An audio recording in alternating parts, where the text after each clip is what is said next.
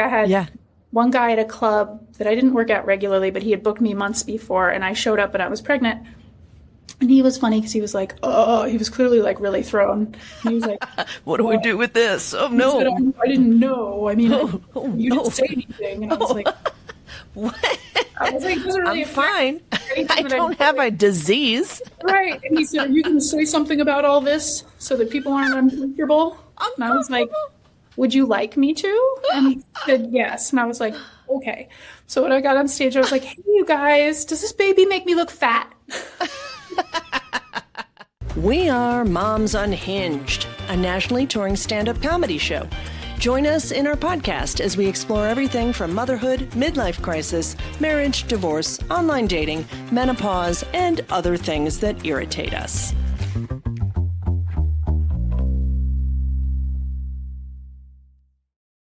Hello, everyone, and welcome to Moms Unhinged, the podcast. I'm your host, Andrea Marie, and I am joined today by the amazing, the wonderful Zoe Rogers. Welcome, Zoe. Hi, thanks for having me. Yeah, super excited to dive in and talk about you're one of our Colorado comedians. You've toured all around with Moms Unhinged. You've done all kinds of amazing things, including she is the founder of the Boulder Comedy Festival, which we will get into in just a little bit. So, yeah, super excited to dive into that.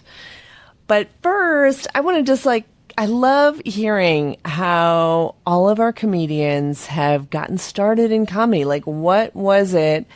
When did you start? How did you get into it? And tell us about that journey. Well, I was living in Los Angeles, and I had, I had a 3-year-old, and I was pregnant, and I ran into a friend of mine from high school. And he was working on the Ellen show. And oh, wow. We saw each other at Sprouts. We were at the grocery store, and he was like, Zoe, and he recognized me from high school. And we went to lunch, and he kept saying to me, you need to do this comedy class. I took this comedy class, and it, changed my life. You need to do this. And I was like, look, the only classes I take right now are like tumbling classes with like lots of bubbles and like toddler stuff. And I just didn't have time in my life for it. And I was also so pregnant. Yeah. So it took me more than a year. It took me almost 2 years from that moment to take the class because I had my baby, and then it was all, all consuming, and I was the primary caregiver for these 2 little kids. Mm-hmm. But when my second son sort of broke up with me in terms of nursing, I remember calling that same friend and crying and being like, I feel like I'm being broken up with, and it's something maybe I could do. And I was taking it very personally. And he was like, well, what better time to take a comedy class? Oh. So I signed up for the comedy class at nights. And I took it, and I almost dropped it because I felt like there were no other moms in it. Yeah, I know. It's very isolating sometimes. Yeah, like there were other women, but there were no other moms. And I just felt like, does anybody care what I have to say? Mm-hmm. And all the questions that were like supposed to prompt material, I didn't have answers for that really made sense. It was like, what was the last book you read? And I was like, 1 fish, 2 fish, red fish, blue fish. Real short, sweet, to the point. The plot is a little lacking. I was worried, and thankfully my teacher was like, "You are not dropping the course." He was like, "Your voice is important," and because I said, "Listen, I go to clubs, I go to see shows, and I don't see anybody like me up there." And he was like, "So you do it. You be the one like you up there." Yeah.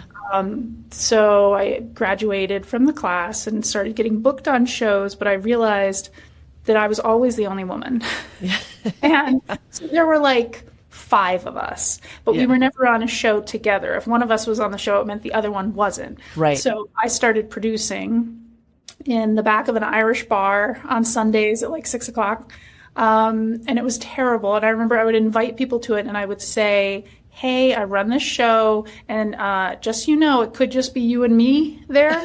I was like, that's the best case scenario.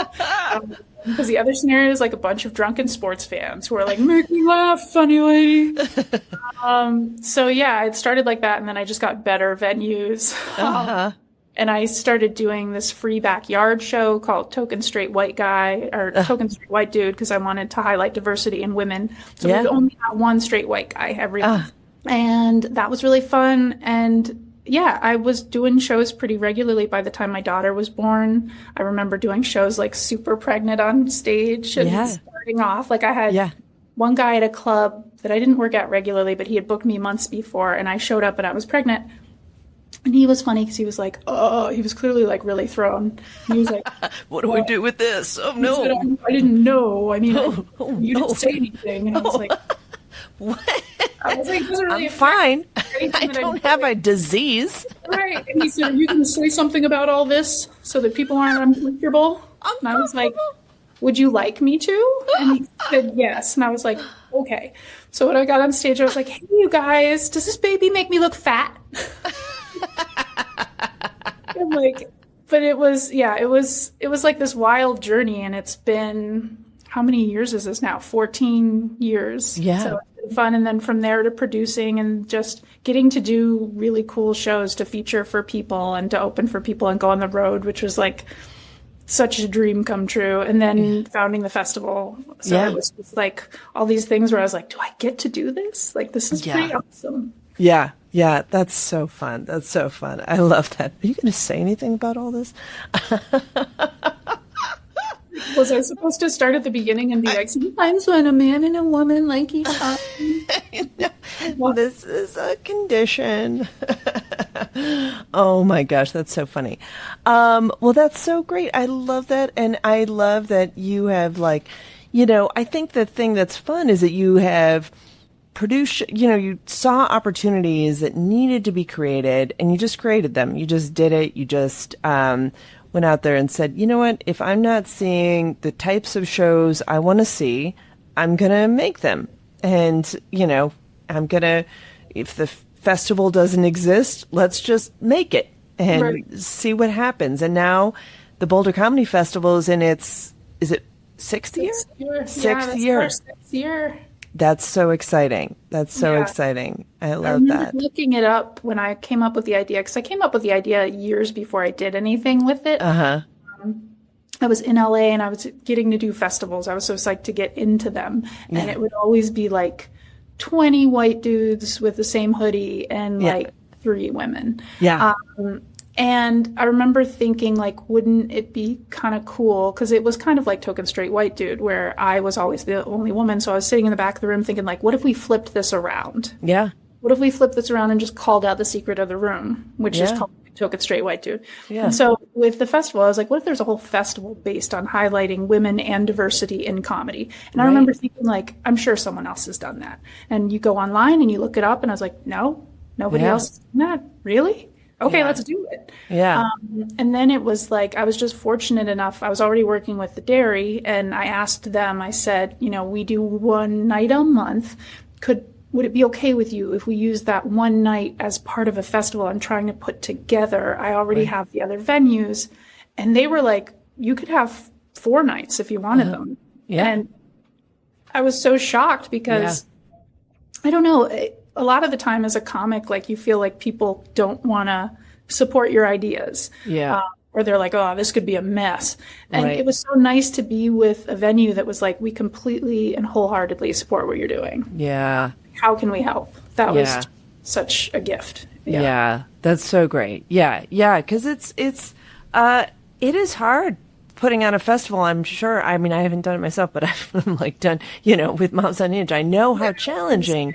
Yeah, how challenging it is to find venues, find people who get the vision, and that's so great that they were so supportive of that. And you've really, and we'll just like dive into the festival and talk a little bit more about so you source comedians from all over the country. Yes. Right. Yeah. I have a panel of people who watch tapes for me.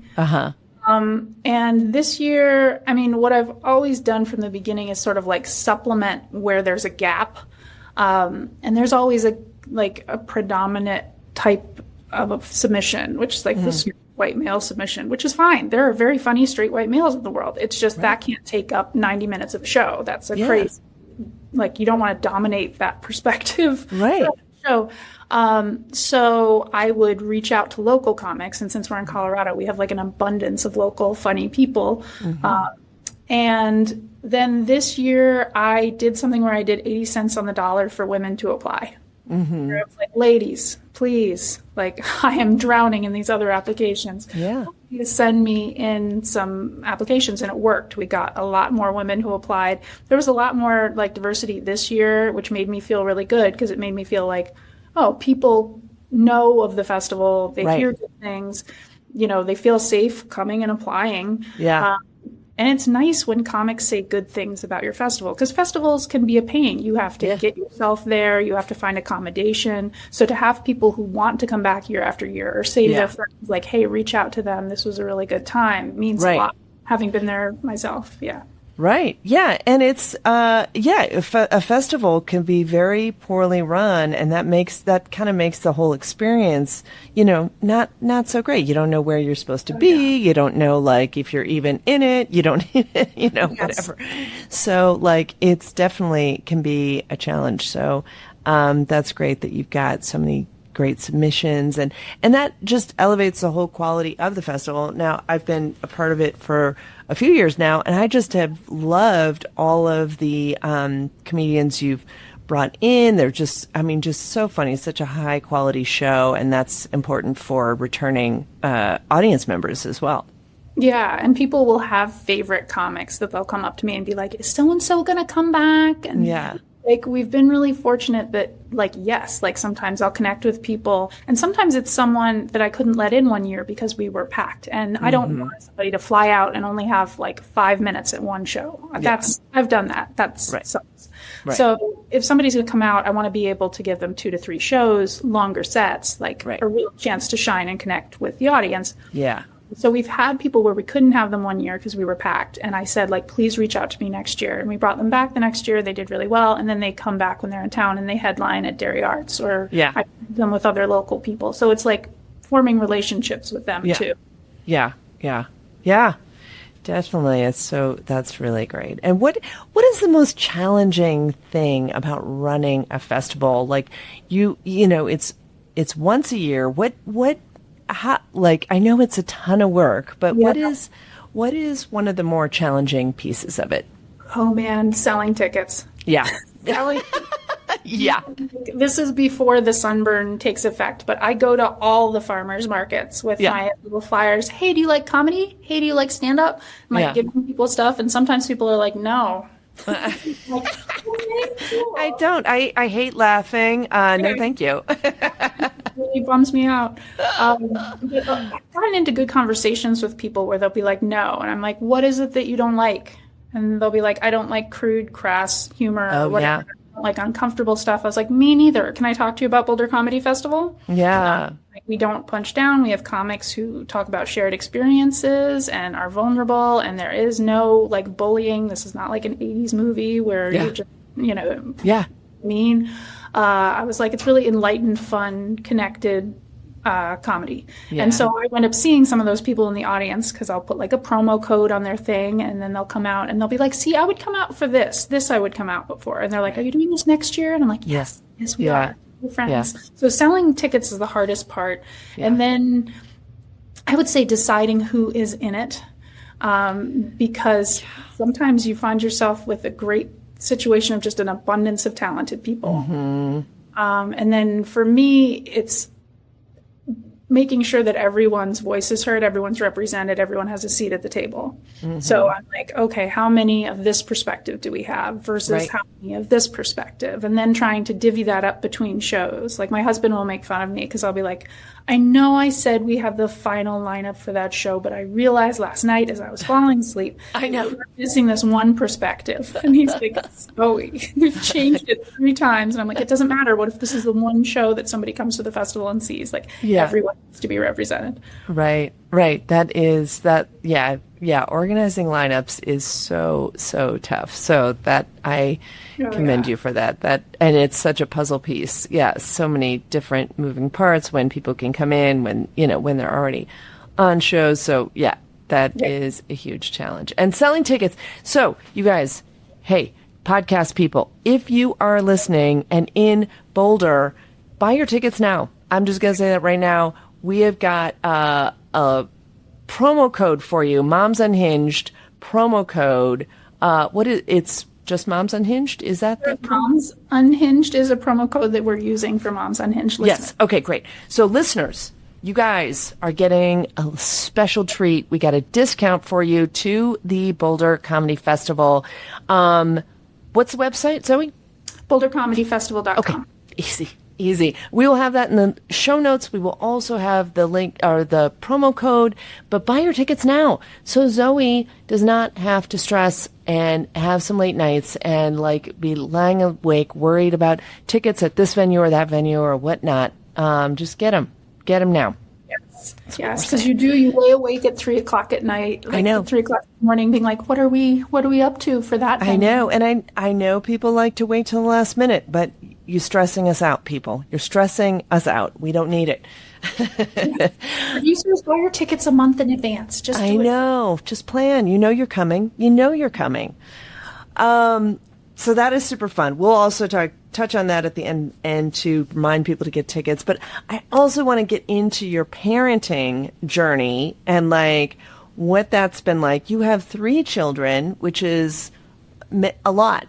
Wow. Yes. You see that in my set where I'm like, 3 is so much more than 1. Proportional math. Yeah. Yeah, so many. So tell us their ages. You have 2 boys, 1 girl. What's the... Yes, we have 20, almost 17, and 8. Yeah. So I always say life is never dull or quiet.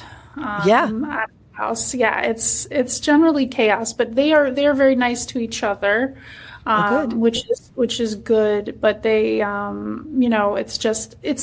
it's a lot, and it's good stuff, but it is like there's no privacy. There's no, like, if I'm going to be productive, I'm in my car or I'm at the public library because no one is being productive in our house. It's like they're like the productivity police. They can all be entertaining each other, but as soon as I sit down with a pen and paper and I'm like, okay, let me figure this out, they come over with like, can I show you this thing? Can I tell you this thing you said to me? Can I relive this YouTube video for you in real time? No. Not time. 10 minutes. I know. Let me tell you about this. Let me reenact this whole video game play that I did. I'm like, oh my gosh, I don't even know what you're talking about, but cool. Yeah. That sounds fascinating. Can you hold that thought for 10 minutes before my brain eats the thing that I just thought of? Yeah. Or can we condense the story a little bit? No. Yeah. Sometimes I feel like giving them the light where they'll like just be going on too long and I'm like, okay, 1 minute, wrap it up. That's a hilarious idea, the comedy light for the kids. Like, let's end it on a high note. Wrap it up. It's funny. Let's end on that. Right. No? Yeah, that was a good, that's your closer. Done. Yes, okay, let's go. Closer, right there. I just start playing music. The next kid. And give it up for... Let's give a warm welcome to... Yeah. Oh my gosh. That's so funny. Now you have kind of, it's a, you have kind of a gap between the 2 boys and the girl. What is that like, navigating that? Like, it's, I guess it's kind of neat because, like, my 20-year-old will talk to my 8-year-old and be like, when I was your age, when I was in 3rd grade, I was doing this, and so it's kind of nice for him to feel like the wise old timer. Yeah. And yeah, my middle son, we were on a hike yesterday, and my oldest was telling him something, and then my youngest was like, oh, I want to tell you this. And he was like, yeah, hold on 1 second. He's talking to me. I want to hear what you have to say. Just give me a minute. And I was like, is this what being a middle child is like? And he was like, basically, yes. You should work for the UN. Like, you're the peacekeeper. And the gap is fun. My son, at one point, he did not get carded going in some place that I did get carded going into.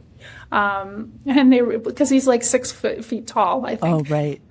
So it is funny to have like a giant man size, as I'm sure you know, like a giant man size child. Like, I came home from a show the other night, and I guess he was coming in from the dorm, and I was going from my car to the house, and he jumped out at me and was like, boo. And I was like, ah! I was like, you cannot do that.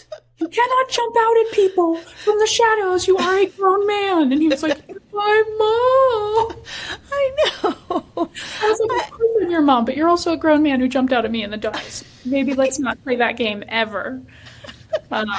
Well, yeah, that is, yeah, it is funny because there is that period when, yeah, they look old, but they still want to, still have kid-like tendencies, but you're like, ooh, you kind of look mannish, but I get it, you still want to retain. He's my baby, but you wear a size 14 shoe and you are 6 feet tall. Yeah. So he was reminding me the other day where he was like, what did he say? He said, do you remember about the tooth fairy in Burbank? And I was like, what? And I remembered that nobody tells you when your kids' teeth are going to fall out. They just fall out. Yeah. And he lost them in droves. It was like a meth house at our place. He lost 4 teeth at a time. And so he, that week in school, lost a tooth on Tuesday and a tooth on Thursday. And he wanted books. The tooth fairy was supposed to bring him books. That's what he asked her for in his little note. But I got a show in Burbank, which was very far from me, in Santa Monica. So it was like a 2-hour drive there and then a really long drive back.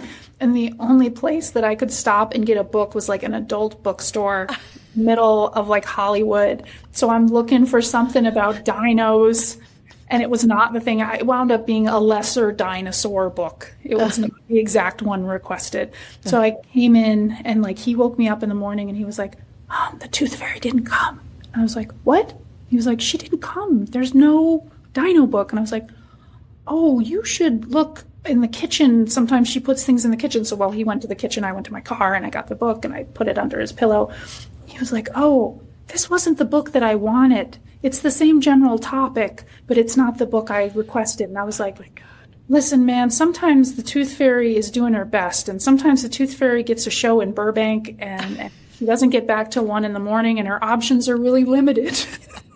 He was like, so I completely blocked that out. But he was like, remember about the tooth fairy in Burbank? And I was like, oh, that's right. And he was like, that book was really weird. It was like, it was about dinosaurs, but written by somebody who clearly had no knowledge of. I was like, listen, I was in North Hollywood at like 1 a.m. I don't know what to tell you. Yeah. That's hilarious. That's so funny. Well, at least there wasn't some really weird thing going on. It could have been worse with what my options were. I was like, do you have anything about this guy who worked there when I'm like showing up at like, 12:30 or something? Yeah. Do you have anything about dinosaurs? And he was like, what? And I was like, kids books. And he's like, no. Like, anything about the prehistoric era? Like clearly, I think he might have been more freaked out by me, like that scene in Black where the little girl is there and they're like, "What's she doing here?" Yeah, right. He must have been like, "What is this mom doing here at 12:30 asking about dinosaur books?" That's so funny. I know it is so funny the things we have to do and to keep that little ruse alive and we're tired and we're like, oh God, and you run out. Like we would leave gold coins. And so sometimes we're out of gold coins and the bank's closed and, there's like a little IOU note under the, from the tooth fairy or like, this isn't what they normally do, well, we normally also, tooth fairies normally get more rest than they are getting. Get more heads up. Yeah, he was just like, I remember thinking, why was the tooth fairy in Burbank? That's so funny. Like, the tooth fairy had a show at Flappers, okay? Yeah, I love that. And so your daughter is probably like, does she get preferential treatment being like the youngest and the only daughter? Does she get spoiled a little? She probably does. Yeah. I mean, she has her brothers and they will play with her and entertain her. So she is a little like shocked when people are like, no, I'm doing this other thing. Like she's the kid, so she's heard that a lot, but she's also like, let me try someone else. Like she's the queen of, if I say no, she goes to my husband. And if he says no, she goes to, my oldest son and then my second oldest son. She's like trying the angles. She's like, someone's going to hook me up here with like cookies if I ask. Yeah. Right.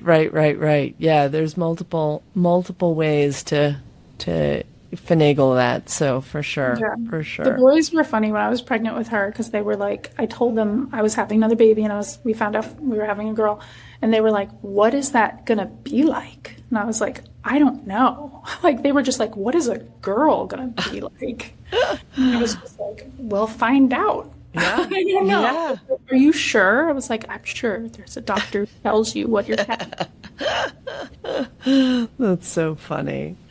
Do you have any other, you know, I usually ask people for an unhinged story. That definitely, the Tooth Fairy in Burbank is definitely unhinged. Any other stories that come to mind? I always feel like, you know, we're all trying to do our best, and I feel like by sharing these moments where things maybe didn't go quite right, that we can all feel a little less alone out there in the world. Yeah, I've had a bunch of those. One that I had was, there was a girl. My son was in kindergarten, my oldest, and he had a bunch of like developmental things. He needed early intervention, and he was doing well in terms of like socially talking to kids, but it took work, you know, to get him to feel comfortable enough.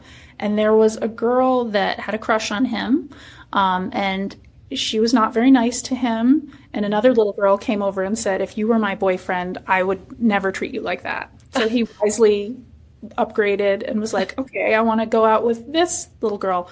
Well, the first woman became like this tiny woman scorned, the first girl.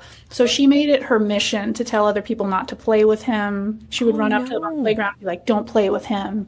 And she'd yell at him, and she just made it. She was like, you can't play on this play structure. And I tried all the normal mom things. I tried to talk to the teacher, and the other mom was a big donor to the school, so they weren't going to do anything about it. Yeah. I tried to talk to the other mom, and she acted like it wasn't happening. And I was like out of resources for how to handle this. Yeah. But he came home one day and he was like, Mom, she called me stupid. And I was like, and I like felt like I was growing fangs. Yeah, seriously, Mom. I'm talking about Mama Bear on the other podcast. So I'm like, definitely, I'd be like, what? And I had like a little baby on me at this point, listening to this, just feeling like, oh, I got to help this kid. What do I do? And he said, why is she so mean? And I said, it's because her mommy doesn't love her as much as I love you, and it makes her mean. And he said, okay, like that made sense to him. And the next day he went to school, and when she started to say, don't play with him, he's stupid, all these awful things, he put his hand on her forearm and said, I know why you're so mean. It's because your mommy doesn't love you as much as my mom loves me, and that makes you mean. And she just started crying and fell apart. So I got a call from the teacher. And she was like, I'm just curious because he's such a nice kid. That doesn't sound like anything he would ever say. I've never heard those words in his vernacular. And I paused and I said, to be fair, I brought this to you and I asked for help. Yeah. And so when my husband came home from work, he got a call at work about it too. And he's like, comes home just like rubbing his head. And he's like, just tell me that when you said it, you didn't know that he was going to say it. And I said, of course I knew he was going to say it. He's 5 years old. He repeats everything that people say to him. And I was just, and he said, what happened to taking the high road? And I was like, that was the high road. But she never messed with him again. I was like, it was one of those moments where I was like, look, dude, I was out of options and I had to use the tools available to me at the time. Because he repeats everything. Oh my gosh, that's so funny. I love how empathetically he was being with that, being like, I'm so sorry. Your mom doesn't love you. I'm about to set this little bomb for your self-esteem. I'm so sorry. He was like, Zoe, what do you think people are learning in this situation? Where's the teachable moment? And I was like, that she called the wrong kid stupid? Yeah. I know. Yeah. You want to play? You want to play? Here we go. Yeah, my husband, I was like, listen, he's not like a little boy where like he can push him back. This is a little girl. I got to set little bombs for her self-esteem that go off and let her know to never mess with him again. Yeah. And he was just like, so you're doing mental warfare in pre-K? And I was like, I didn't start it. She started it. Oh my gosh, that's so funny. I know, it's so hard trying to figure out like where to intervene or how to get, it's like we're so protective of our kids. And so, it's it's such a challenge when things like that are going wrong. And you try to do the right. I was trying to do the right, right. Go to the other hey, parent. let's talk about this. Let's get it, get a solution that, well, we're not getting a solution, so here we go.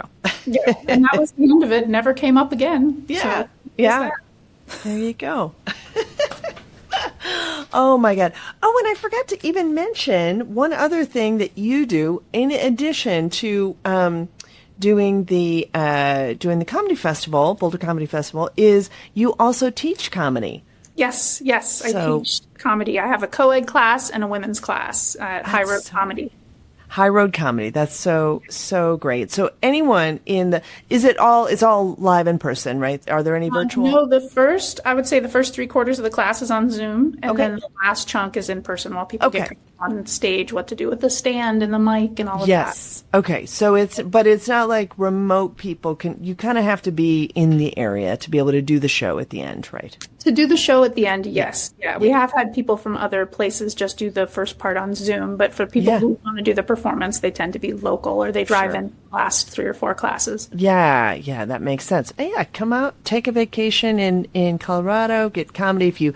If you're looking for comedy classes, High Road Comedy, definitely come out.